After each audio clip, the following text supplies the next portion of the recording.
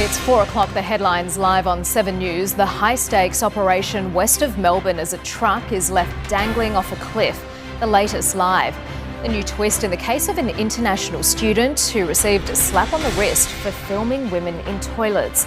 Why the AFL is being investigated for anti-Semitism over its Bondi tribute.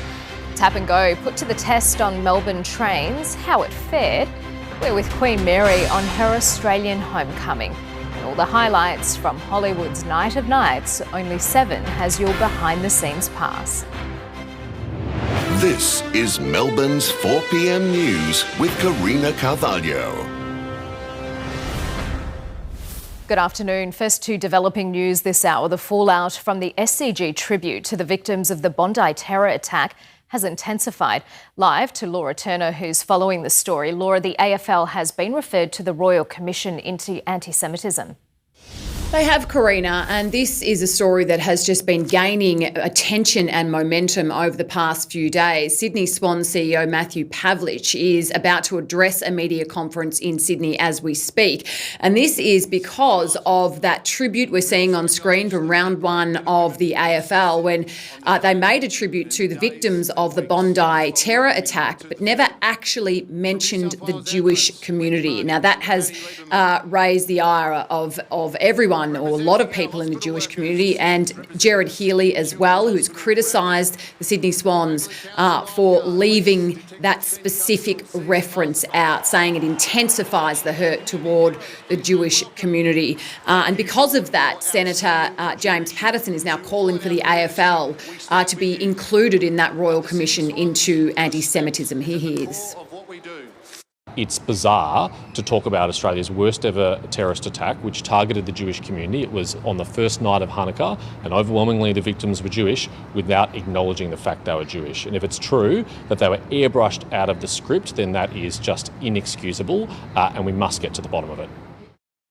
Now, AFL CEO Andrew Dillon was asked about this on the weekend. He appeared not to know much of the detail, and there could be good reason for that, Karina, because the Sydney Swans have just the last few minutes taken ownership of this and said that the decision was with them. It wasn't with the AFL or an AFL staffer, which has been part of the talk about this. They've said it's their decision. So we now wait to hear specifically from Matthew Pavlich, who has only been the Sydney CEO for a matter of months, about what is shaping up to be a real PR disaster for them and some really unfortunate decision-making in leaving a direct reference out to the Jewish community. We'll hear from them in just a few moments. Yeah, Laura, thank you so much. And the Sydney Swan CEO, Matthew Pavlich, is addressing the media now. Let's take a look.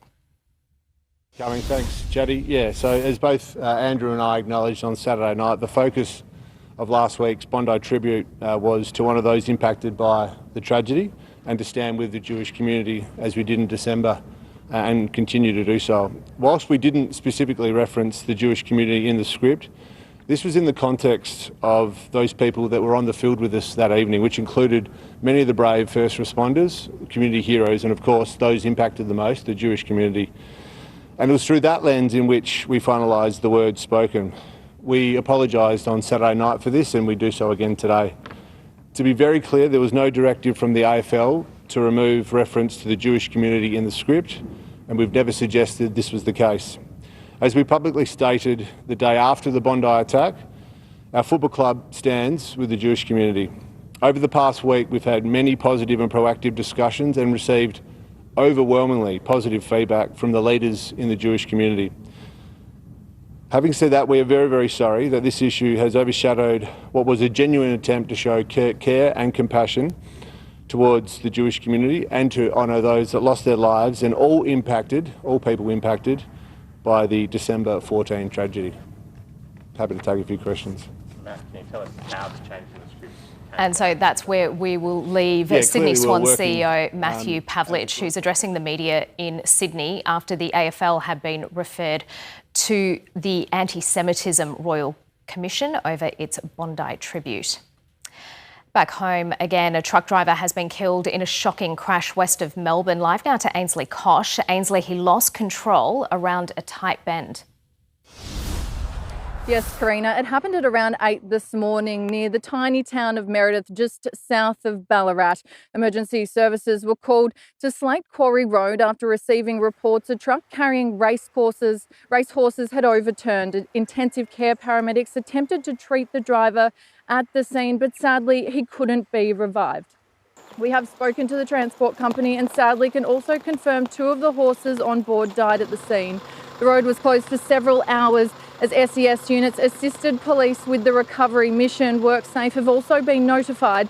At this stage, the cause of the crash remains unclear. Karina. Ainsley Kosh, thank you so much. A 26-year-old man has been killed after he lost control of his Holden in Melbourne South East overnight. It happened just before 7 p.m. He was the only person in the car when he rolled off the Turadin Station Road and smashed through a fence into a paddock.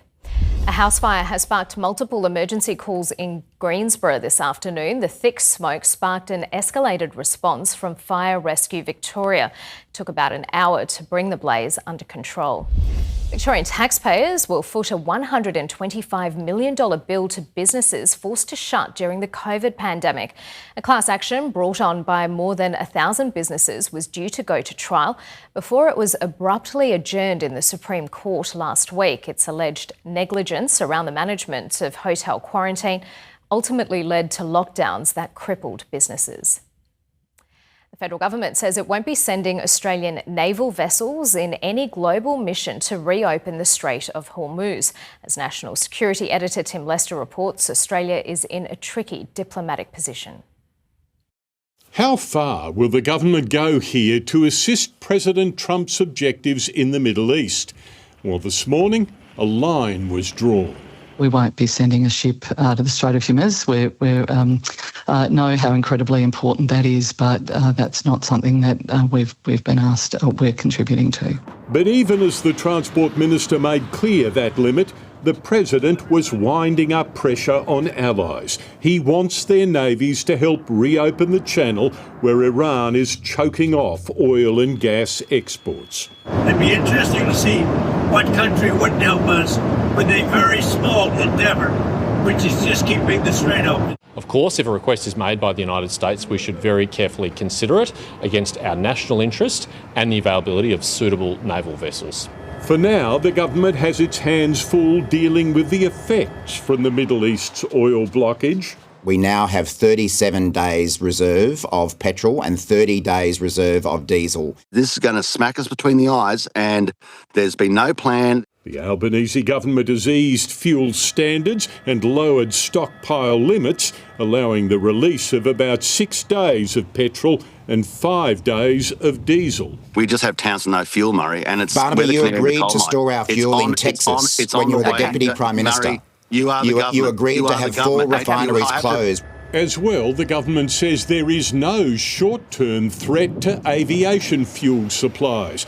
Transport Minister Catherine King says both Qantas and Virgin have reassured her, even although the country's biggest supplier of jet fuel, China, appears to have stopped exports. Tim Lester, thank you. And we'll cross live to the war zone a little later this hour. Changing pace, it sadly wasn't meant to be for the Australian stars at this year's Academy Awards. Rose Byrne and Jacob Elordi among the group who missed out on the night's top honours. US correspondent Miley Hogan reports from the red carpet. The Oscars are the highest honour in Hollywood, but before the celebrities get to go in and celebrate their work, first they have to strut the red carpet. The stars sticking to classic, elegant styles, including Australia's Rose Byrne wearing Christian Dior. The Sydney-sider enjoying the carpet as an Oscar nominee. So happy to be here. It's amazing. Finally. My sisters came in from Sydney and Melbourne. She was in good company. Fiona Crombie was nominated for production design on Hamnet. It's a total honour. I've got my family here, so I've got my kids here. Nick Cave, Best Original Song. Jacob Elordi for his role in Frankenstein, and Train Dreams, the film that Joel Edgerton starred in, was up for Best Picture. It's a film that feels very me.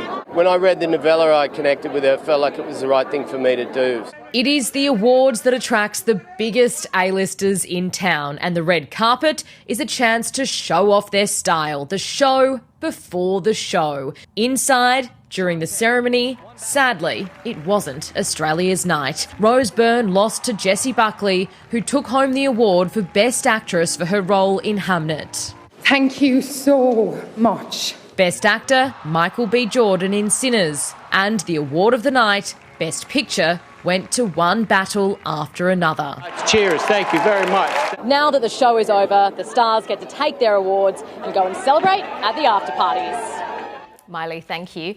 Tyra joins us now. Tyra, today was a big change from the weekend's weather. Yes, it was, Karina. The settled conditions have left us, unfortunately, and you would have seen those grey skies out there.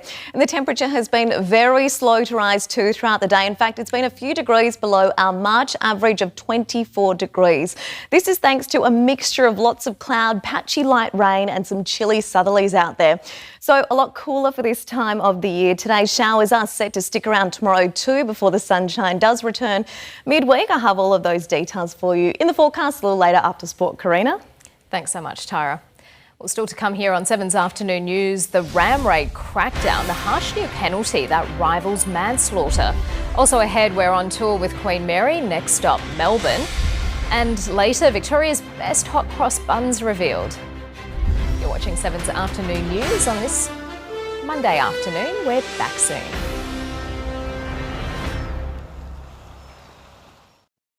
From today, criminals who ram raid buildings face up to 25 years behind bars, regardless of their age. It's hoped the new heavy penalty will help curb Victoria's record-breaking crime wave. Here's state political reporter Rochelle Brown. Ram raid offenders will now face much tougher penalties in Victoria. From today, ram raids will be treated as aggravated burglary, carrying a maximum sentence of up to 25 years behind bars. Previously, offenders were often charged with a string of lesser offences. The changes passed Parliament in December but came into effect today. It's another big step that the Allen Labor government is taking to protect retail workers and to keep communities safe.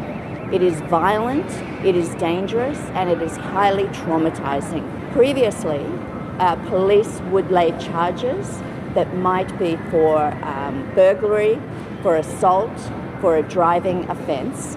We are now making sure that the seriousness of ram raiding, using a vehicle as a weapon, is reflected in the charge. What's important is that our shopping centres remain safe. They are safe places for our communities, and we want to ensure that they stay that way. While industry leaders have welcomed the tougher laws, there are fresh calls for stronger security at shopping centres. The Shopping Centre Council wants protective service officers permanently stationed at major retail hubs. Police are already patrolling some centres as part of the $6.5 million Operation Pulse. The trial has already been extended to the end of the year. Rochelle Brown reporting. Danish flags are being waved proudly in our nation's capital as Queen Mary and King Frederick embrace everyday Australians. Isabel Mullen caught up with some of the lucky few who scored a first-hand encounter with Danish royalty in Canberra. Good afternoon. This is the fun part of the visit where King Frederick and Queen Mary meet members of the public. We caught up with a few people and asked them what it was like meeting the Danish royals. What was it like meeting them? It was amazing. They gave so much time to everyone. I even cheekily asked Queen Mary about the Tasmanian AFL team, whether she would be a #1 ticket holder of it. So, too good of an opportunity to miss out on. What did she say? She said, "Oh, we'll have to wait and see." Is this part of your backpacking tour? You've just added a royal visit in? Well, it was definitely not on the bucket list before coming in here because we didn't know they were coming, but it's definitely a great memory to take from here. What were they like? What did you think when you met them? I think they were very nice, very friendly. I thought they were lovely, like really nice, friendly, obviously like very elegant as well. Yeah, I love their outfit. Yeah, I'm buzzing to be here. She was very beautiful. I didn't get to see the king, but I shook her hand. He said he's never going to wash his hands again though. Yeah. Is that true? It was really special because I'd never seen someone so important that close to me, like a metre away. And she's really pretty, so she's even prettier in real life compared to the photos. The King and Queen wrap up their Canberra tour tonight, heading next to Melbourne before finishing this royal tour in Hobart, Queen Mary's hometown. Isabel Mullen there in Canberra. Time for a look ahead to sport now. And Beck Maddern, there's a first time for everything in football. Yeah, there sure is, Karina. And Scott Pendlebury is heading to the tribunal. We will have details for you shortly. Also, meet the Demons' newest fan, who just happens to be a legend of Arsenal. And McLaren launch an investigation into their horror show for Oscar Piastri in China. That story and plenty more coming up a little later. Yeah, the stuff of nightmares. Beck, thank you. Thank you. There's plenty more news still to come, including Tap and Go, put to the test what you need to know before a wider rail rollout, plus the death-defying crash you need to see to believe. And Ozempic for children, the next move in the fight against the obesity epidemic. We'll be back in just a few minutes right here on 7 News.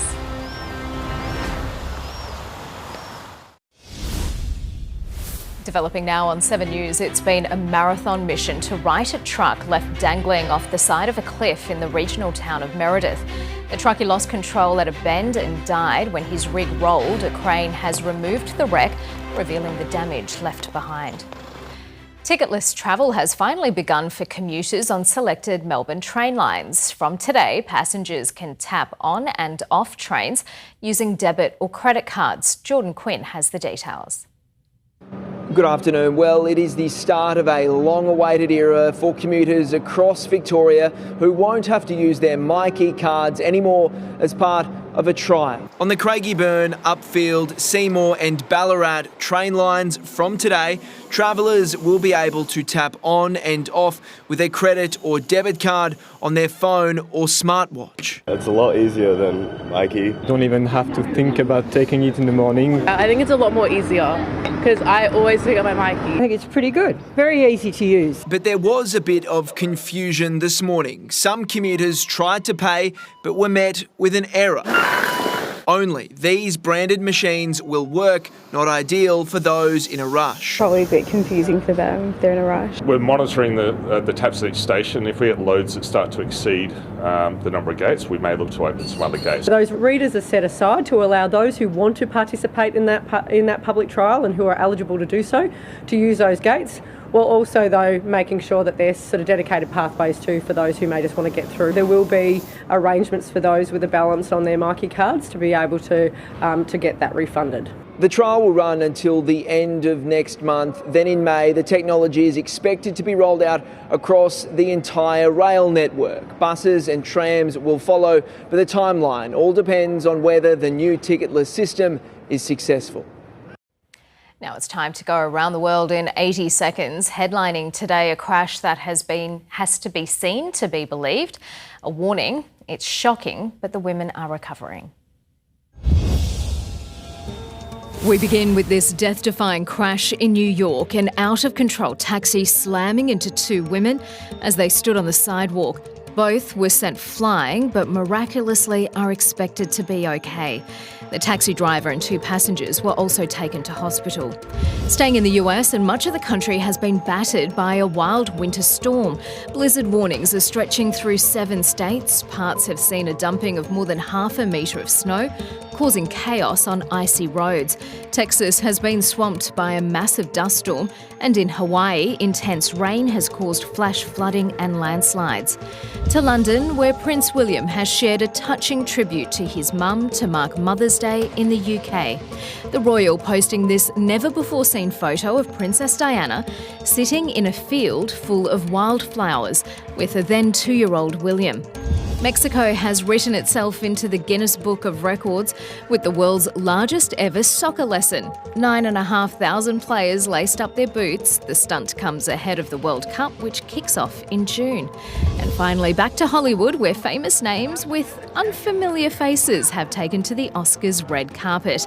They were stand-ins for the real stars to test run the big event. And that's your trip around the world in 80 seconds. Weight loss drug Ozempic could help fight childhood obesity. Drug maker Novo Nordisk suggests it could be the solution to a growing problem in Australia. A child born in Queensland today may have a lifespan of 4 to 5 years shorter than their parents. 4 to 5 years shorter than their parents. Not because of war, not because of famine, but because of obesity. The manufacturing company is partnering with the Murdoch Children's Research Institute to provide the drug to children in Pacific nations. 7 News continues. He was let off scot-free despite filming 150 women in Melbourne bathrooms. Next, why this international student could still face punishment. Tragedy strikes in the search for 3 fishermen just over the border. Daring operation to save 6 teenage hikers stuck 1,300 metres atop a mountain. And all the winners, losers, glitz and glamour from the Oscars, 7 News has your exclusive all-access pass. We're live from Melbourne on 7 and 7 Plus. Stay with us. You're watching 7 News Melbourne. I'm Karina Carvalho. These are the stories we're following this hour. A truckie has been killed after losing control of his rig, flying off a cliff in Meredith, west of Melbourne. The Sydney Swans have taken responsibility for removing references to the Jewish community during a Bondi terror tribute. The state's tap-and-go system has been put to the test in a soft launch during the morning commute. Our very own Queen Mary rubbed shoulders with royal fans on her homecoming.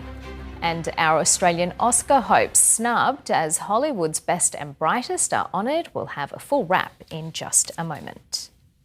An international student and serial sex pest may still be punished despite being set free by a Melbourne magistrate. Let's bring in Christy Mayer, who's been following the story. Christy, he could be deported.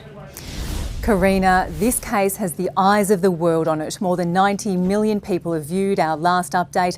Even tech billionaire Elon Musk is calling for action to be taken against this man. In response, the Department of Home Affairs is now looking into deporting the Vietnamese national. 23-year-old Bao Phuc Khao was caught with more than 100 videos of women on his phone after secretly filming them in public toilets. Despite pleading guilty, the university student was let off with a slap on the wrist by a Melbourne magistrate. The serial upskirter walked free from court with a community corrections order, sparking global outrage. One Nation Senator Pauline Hanson has called for him to be deported. Elon Musk has called for the magistrate to be deported. Home Affairs is reviewing the status of Khao's visa. The department can cancel a visa if the person has been charged with an offence or is a risk to the community. Karina. Christy Mayer with that latest update. Christy, thank you. US officials are now saying the war in Iran could be over in a few weeks as Donald Trump ramps up his war of words on allies. Live to Jacqueline Robson in Tel Aviv. Jackie, the president has just spoken from Air Force One. He has, Karina, and Donald Trump repeated those claims that Iran wants to negotiate as we enter week 3 of this war, but Tehran has rejected that. We've heard the US president say that America has won this war, but Iran continues to fire back. There were strikes on US bases in Kuwait and Baghdad, and now the Dubai International Airport has had flights temporarily suspended because of a drone strike nearby. This is what the US president had to say earlier. We've essentially defeated Iran. They want to negotiate badly. I don't think they're ready. No, we never asked for a ceasefire, and we have never asked even for negotiation.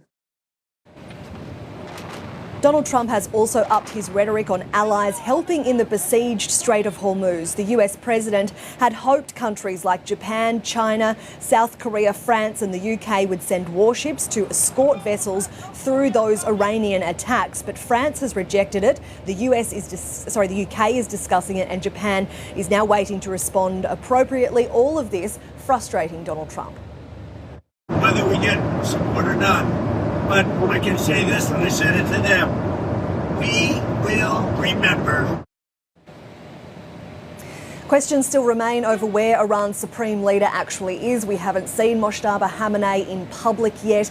There are reports that he's receiving surgery for war injuries in Russia. The US president believes he could even be dead. But while the Trump administration says this war could be over in weeks, Hezbollah continues to clash with Israel in Lebanon, and now there are fears another Iranian proxy, Hamas, could be mobilising. Karina. Jacqueline Robson live from Tel Aviv. Thank you.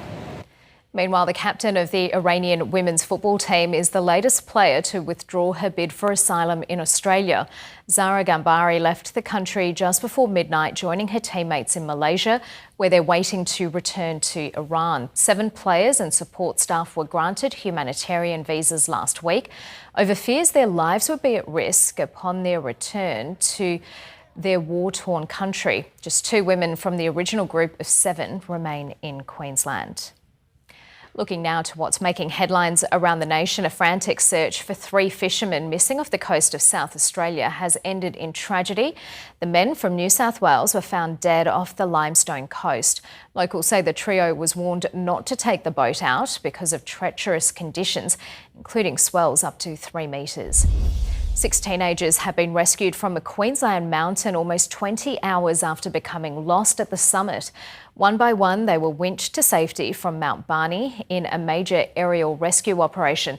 The group was forced to shelter on the mountain overnight due to difficult terrain and lack of light. All escaped injury. Well, let's take a closer look at some of the Oscars highlights now and bring in culture critic at the Nightly, Wenli Ma. Wenli, thanks for joining us. Let's start with the Aussies. 2 were nominated in acting categories, Rose Byrne and Jacob Elordi, but they both missed out. They did. It wasn't a great day for the Australians, but there were also some nominees, Fiona Crombie in costume design and Nick Cave in original song, but they were long shots, but it is always nice to have Australian representation on the red carpet throughout the ceremony, even if nobody won. Those awards went to Sean Penn and Jessie Buckley respectively, and Michael B. Jordan in Sinners, he upset the favourite, Timothée Chalamet, in Marty Supreme for Best Actor. Are you surprised by that? I would have been a few weeks ago because Timothée Chalamet looks like the early frontrunner to win Best Actor, even though he is only 30 years old and the Oscars have traditionally been very reticent to give young men that award. But in the past few weeks, Michael B. Jordan has really surged in momentum. So it really came down to the wire in the end. And that was one of the exciting things about the Oscars this year, is that in many of the big high-profile categories, including Best Picture and the Supporting Actor Awards, you just didn't know who was going to win, and it's always nice to actually have some surprises on the night. Yeah, do you think Timothée Chalamet's comments about opera and ballet might have had anything to do with it? I think probably not in the end, because the timing of when that outrage kind of broke on the internet meant there were only about 4 or 5 hours left in the voting period. So I suspect most of it had already happened, but who knows? Maybe there were only 2 or 3 votes in it. There was a tie in another category. So sometimes it really is a whisker. One battle after another took out Best Picture along with Best Director and Adapted Screenplay. It was Paul Thomas Anderson's night, wasn't it? It really was. He won 3 Oscars tonight, and this comes off a career where he had previously lost 11 nominations. So it was finally time. He even kind of joked about how, you know, the Academy really makes you work to win one of these things. But Paul Thomas Anderson has had this incredible career for 25 years plus. He's one of Hollywood's most well-regarded directors and auteurs, and it is definitely about time that he finally got some Oscar recognition. Now, how many years have the Oscars been running for, Wenli? Because this was the first time a woman has won for cinematography.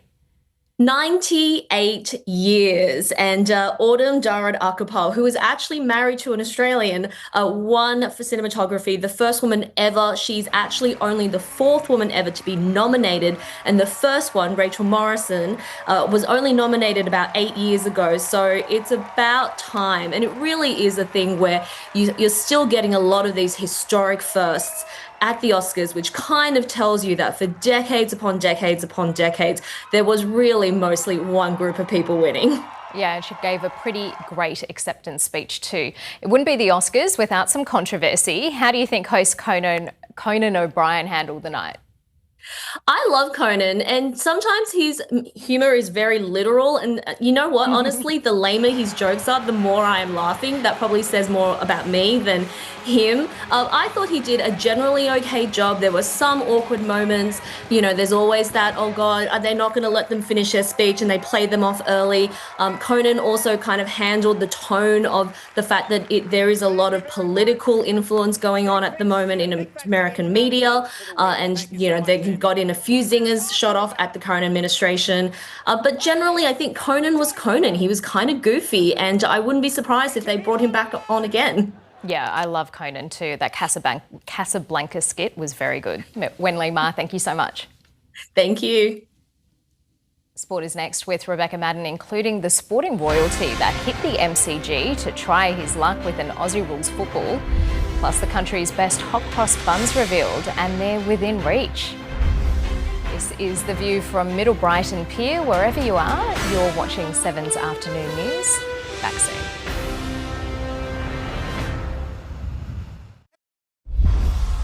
Hello, in case you missed it, Michael B. Jordan has been awarded Best Actor at the Oscars. You can catch an encore of Hollywood's Night of Nights exclusively on 7 later this evening.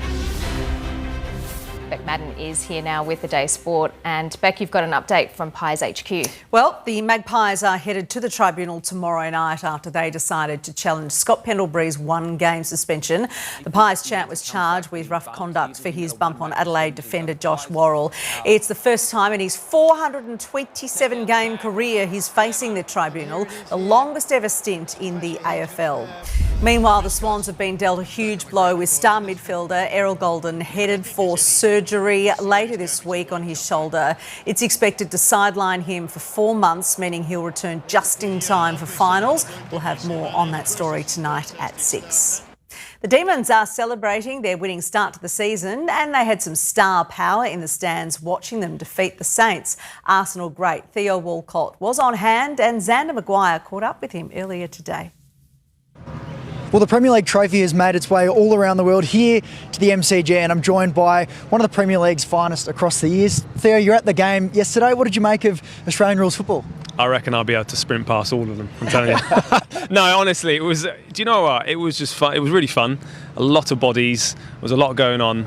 But, I'm pleased I got the result as well. My first experience. Everything seems to be, going very well for me, actually, in Australia at this moment in time. Just the fact, the welcoming from day one. This whole experience. MCG is a bucket list for me as well.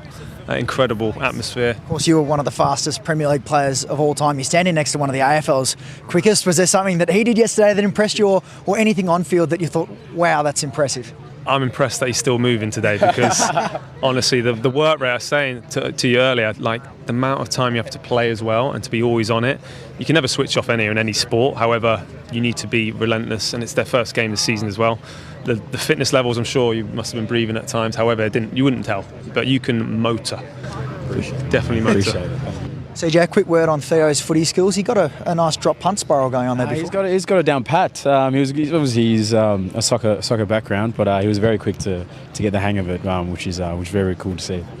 How stoked were you to get your first win in red and blue yesterday, but to kick off the Stephen King era in such style?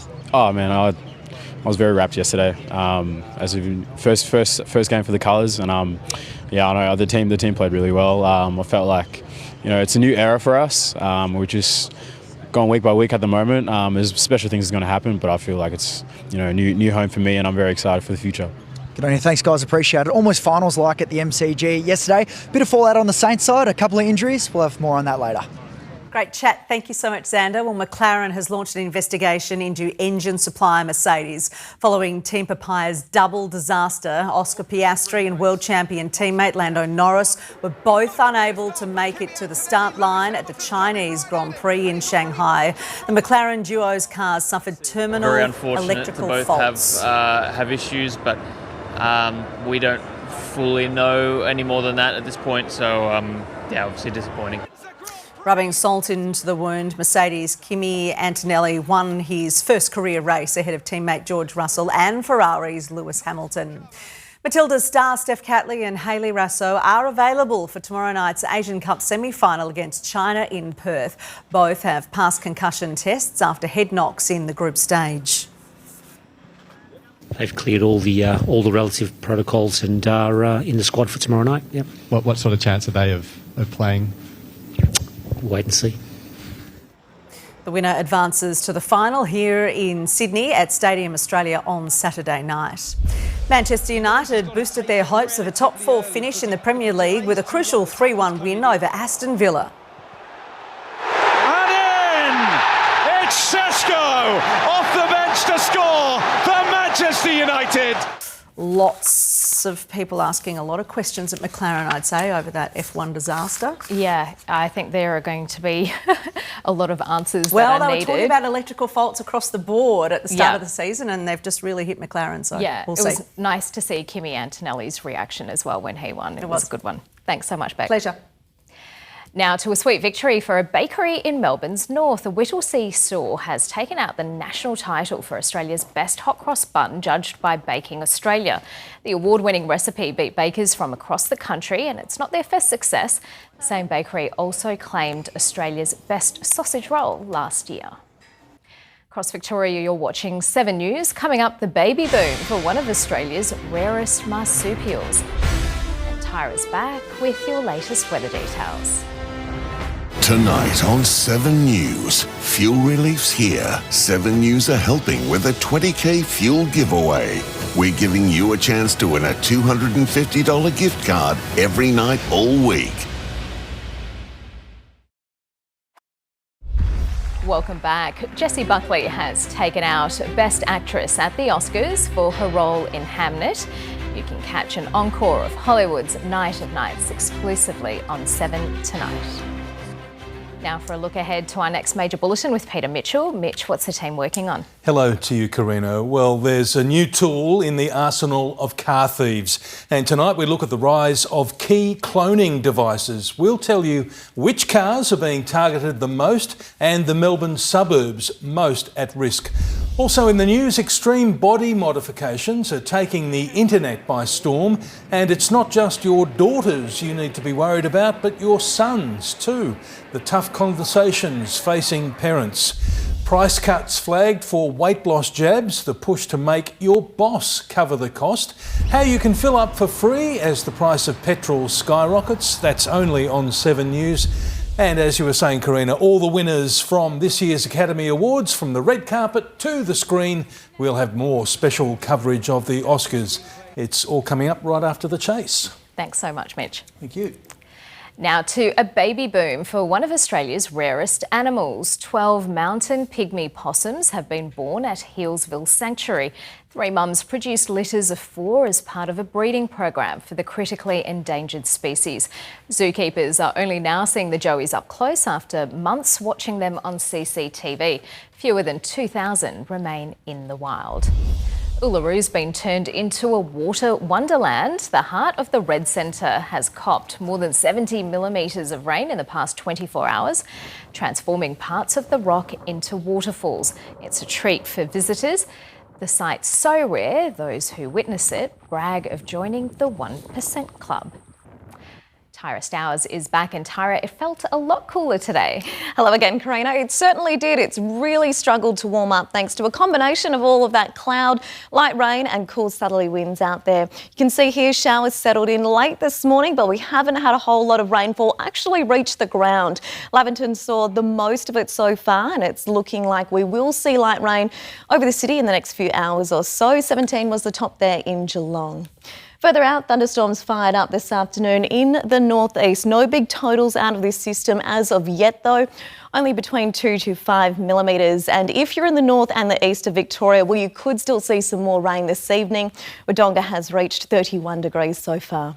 There's a broad trough over Victoria today, which has brought the unstable conditions. This will move to the far east tomorrow before a high pressure ridge develops by Wednesday, bringing some consistency for the rest of our week. Around the country tomorrow, mix of sun and cloud in Brisbane, 29, 31 in Sydney, showers in Canberra, Hobart 22, Adelaide is looking nice and clear, 26, sunshine in Perth and storms in the top end. Back home now, the patchy rain band from today will move to the north and east. So if you are around there, expect showers by late Tuesday morning, then the system will have pretty much cleared by tomorrow night.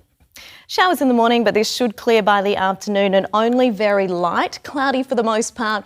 But we could see some sunny breaks if we are lucky later in the day. 21's the top in Cranbourne. Phillip Island's looking at 22. Hastings 22 as well. 15's the low in Frankston. Let's take a look at the week tomorrow. 21 tomorrow, then it's stable from Wednesday with a top of 23 there, thanks to that ridge of high pressure that we are set to see. Thursday the same, the low is 15 degrees. 25, partly cloudy on Friday. A sprinkle or two on Saturday, 22 to start the weekend. Then we do see the sunshine return on Sunday, 25, and a warm Monday, 27 degrees there. I'll be back with the rest of your latest forecast in the news at 6. Karina? Thanks so much, Tyra. And that's all from Melbourne's afternoon news. Thank you for joining us. For now, from the 7 News team, take care and enjoy your evening.